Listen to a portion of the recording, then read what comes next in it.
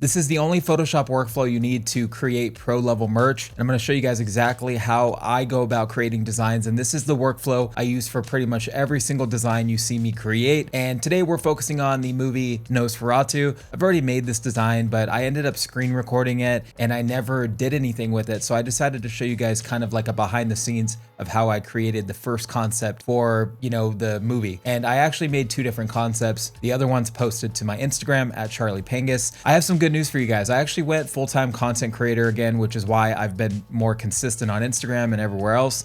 And with that being said, I brought back Merch Design Academy because I have the time for it again.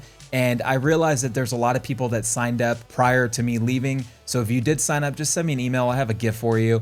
And for all of you that have not signed up because of the price or whatever, it's a lot more affordable now. And I have a free tier on Patreon. So if you guys just want to join to be a part of the community, you can do that for free. I just uploaded a full 1-hour tutorial for paid members and I created a Spider-Man design. So you definitely don't want to miss it. It's pretty fun. Check it out, link in the description. But yeah, let's go ahead and start designing. When I design merch, I like to keep things extremely simple. I always start off with assets. So not only do I start off with assets, but when I'm working with something as difficult as a movie that was just released. So when I created this Nosferatu design, the movie just came out. So I didn't have like high quality 4K images online. So what I did instead is I used the official movie trailers and took screenshots from my favorite scenes. So I actually went and watched a movie with my wife in theaters. One tip I have for you guys is when you're sourcing the images, make sure you're using 4K on YouTube. So just change the resolution to 4K and then screenshot from 4K full screen, and that will give you the best resolution. On this first part, I'm focusing on removing the backgrounds and blending the images together. So I'm using a lot of layer masking here, layer blend modes, and like soft round brushes. It's the same thing I do for every single design. You always want to isolate subjects that need to be isolated because you don't want background elements to get in the way. Without a balanced image, you're going to have a bad design. It doesn't matter how many textures you slap on it. I brought in these blood drip assets that I found on Envato Elements to overlay on the chin area. And my plan for these is to have them overlaid on top of the type and add more dimension to the design, if you will. I'll be teaching a lot more of that on the Patreon, so you definitely don't want to miss out. I hand drew the hand with an original screenshot. So I just traced over it with the lasso tool and just added some blur with a blend mode. I think I used, in this case, multiply, and just made it look more like a shadow on her face. That's where that Gaussian blur comes into play. I will typically turn the background off to make sure that my masks are looking good and there's no areas that need to be painted out, like make sure I got everything. And that's a very, very helpful tip. Or you could just add a solid color fill and make it like green or something like that. And that will also help you see where your masks need some work. My goal is always to build out background elements that don't take away from the main subject. So obviously in this case, my main subject is Lily Depp's character. So I'm blending in things in the castle and the moon to really help capture the atmosphere, again, without being too loud. I really love the scene where she was floating off the ground. So I just removed the background from that scene and I added a puppet warp, which I love using to make sure her body kind of fits around the arc that I've added already. And if it was like flat, it just to me would look really odd, right? So I wanted to add that arc to make it fit in a little bit better. I ended up using those blood drips, but I added a threshold to make them perfectly like sharp.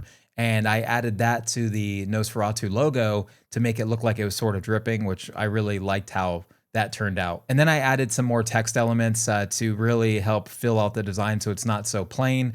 And then that's kind of when I went into texturing. And texturing, I have a million different ways of doing this, but in this specific design, I decided to use StyleForge because it has like this cool color halftone effect already kind of working for me. And I'm confident using it because I built it, obviously, right? So I ended up using StyleForge for this, but I could have used my other plugin AutoThresh or just did everything manually. There's a million different ways of approaching this, so I recommend you find kind of what style that you like more. And for all my Patreon members, you actually get 50% off StyleForge. I'll add a discount code in Patreon so you guys can take advantage of that. Let's break down everything I just went over because it really wasn't that complicated, and that's kind of the point of this video. I keep my workflow extremely simple. You don't need a whole lot to create pro level merch designs. You really just need, honestly, like you really need to become a pro at composition. So really, again, the main focus here is less is more. I use a lot of layer masks, soft round brushes, and I focus on my composition and things like my type elements, right? Like what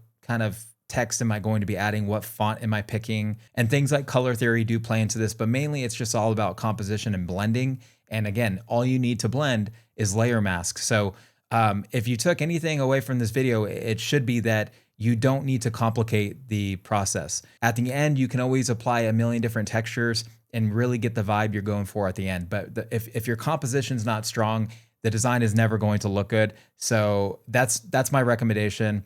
I hope this video helps you out. Again, I know I kind of blew through it a little bit. If you guys want a much more in-depth tutorial style, definitely make sure you follow my Patreon. Again, it's free to join the community. And if you guys want the full-length tutorials, it's 15 bucks a month, which it's a lot cheaper than before. I think I was charging $350 for my course. So you guys get it at a much cheaper entry point. And if you already subscribed in the past to Merch Design Academy, make sure you send me an email because I have a gift for you guys. That's it for me on this one. I just want to keep making videos that you guys like watching, whether it's design videos or not. If you guys aren't finding them valuable, then I'm not doing my job.